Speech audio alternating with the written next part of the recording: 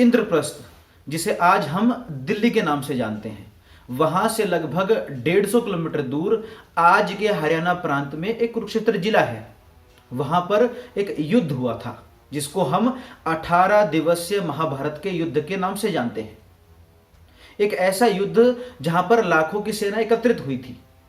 एक ऐसा युद्ध जहां एक से एक बड़े धनुर्धारी, एक से एक बड़े गदाधारी एकत्रित हुए थे, जहां पर शौर्य और पराक्रम का प्रदर्शन हुआ था। उस युद्ध से पहले एक संवाद हुआ था, ऐसा संवाद जो 5000 वर्ष पहले हुआ था, लेकिन 5000 वर्ष के बाद भी आज भी उतना ही प्रासंगिक है, आज भी उतना ही रिलेवेंट है जितना उतने वर्ष पहले था। एक ऐसा संवाद जो मानव जीवन के हर एक पहलू को छूता है।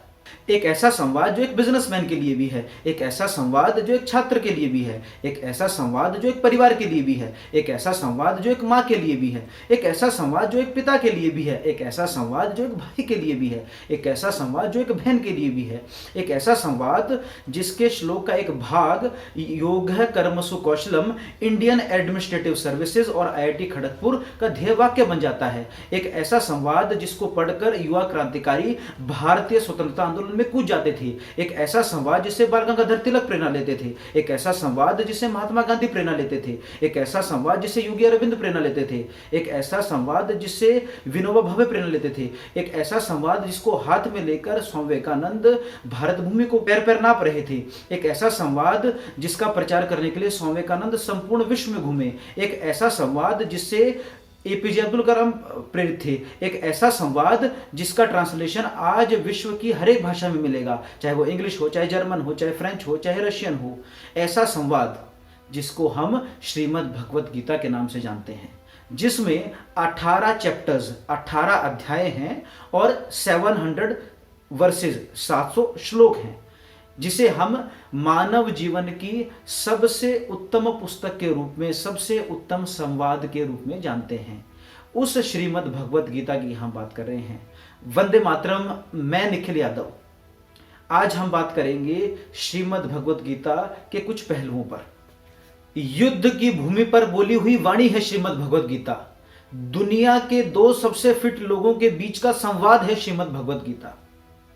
श्री कृष्ण जो एक उंगली से गोवर्धन पर्वत उठा लेते थे, अर्जुन जो अपना गांडीव धनुष उठाकर 24 घंटे से भी ज्यादा लगातार लड़ने का साहस रखते थे, जिनका निशाना बिल्कुल अचूक था, उस श्रीमद् भगवत गीता की हम बात कर रहे हैं। श्रीमद् भगवत गीता जिसका एक एक शब्द ऊर्जा से भरा हुआ है, उस श्रीमद् भगवत गीता की हम बात कर रहे हैं। जैसे मैंने बताया, श्रीमद् भगवत गीता में 700 श्लोक हैं। एक श्लोक है धृतराष्ट्र का। धृतराष्ट्र जो कौरवों के पिता थे, वो देख नहीं सकते थे। 40 श्लोक हैं संजय के। संजय जो धृतराष्ट्र के दरबार में ही रहते थे और ऋषि वेद व्यास जी ने उनको दिव्य दृष्टि दी थी कि जो रणभूमि कुरुक्षेत्र में हो रहा है वो धृतराष्ट्र को हस्तिनापुर में रहते हुए बताएं। उसके बाद 84 श्लोक हैं अर्जुन के और 575 श्लोक हैं श्री कृष्ण जी के, जो एक संवाद के रूप में है। जैसे मैंने बताया, क्या धृतराष्ट्र का सिर्फ एक ही श्लोक है और वो प्रथम श्लोक है। धृतराष्ट्र कहते हैं, धर्म क्षेत्रे कुरुक्षेत्रे संवेता युयुत्सव मामका पांडवाश्चैव किम कुरवत संजय। वो संजय से पूछ रहे होते हैं, क्या युद्ध की भूमि कुरुक्षेत्र में जो पांडव और कौरव हैं, मेरे पुत्र और पांडव हैं, वो क्या कर रहे हैं। फिर संजय आते हैं। संजय वाच दृष्ट्वा तू पांडवानीकम व्यूढ़म दुर्योधनस्तथा आचार्य मुपसंगम्य राजा वचनमब्रवीत पश्यताम पांडुपुत्राणाम आचार्य महतिम चमुम व्यूढ़ाम द्रुपद पुत्रेण तव शिष्येण धीमता। अर्थात संजय बोले, उस समय राजा दुर्योधन ने पांडवों की सेना को देखकर और द्रोणाचार्य के पास जाकर यह वचन कहा, हे आचार्य, आपके बुद्धिमान शिष्य द्रुपद पुत्र धृष्टद्युम्न द्वारा व्यूहाकार खड़ी की हुई पांडु पुत्रों की इस बड़ी भारी सेना को देखिए। अब हम उस श्लोक की बात करेंगे जिसका प्रयोग स्वामी विवेकानंद बहुत बार करते थे।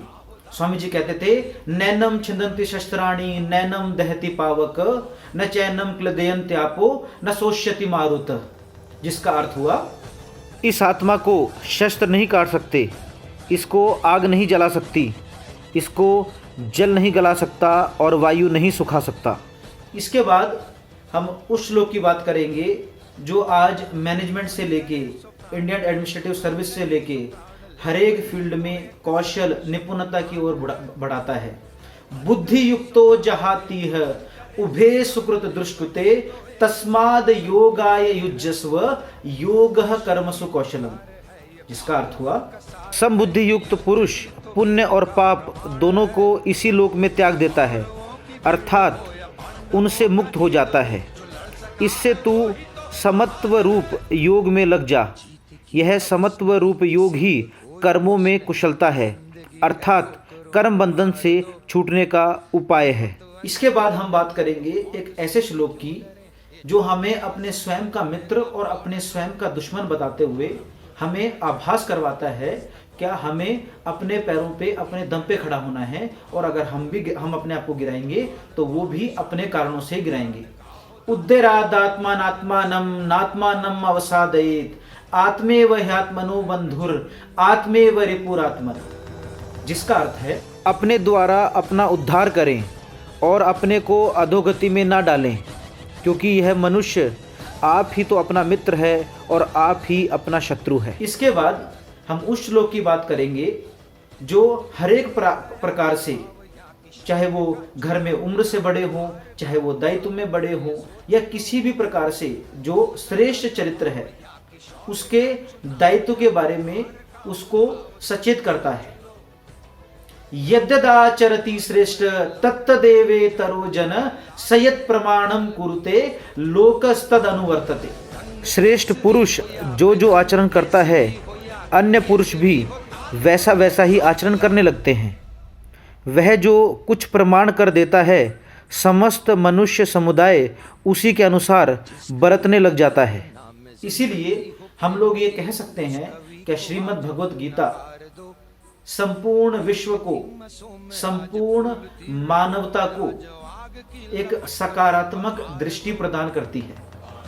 आज गीता जयंती है। गीता जयंती की आप सभी को बहुत बहुत शुभकामनाएं। वंदे मातरम। भारत माता की जय।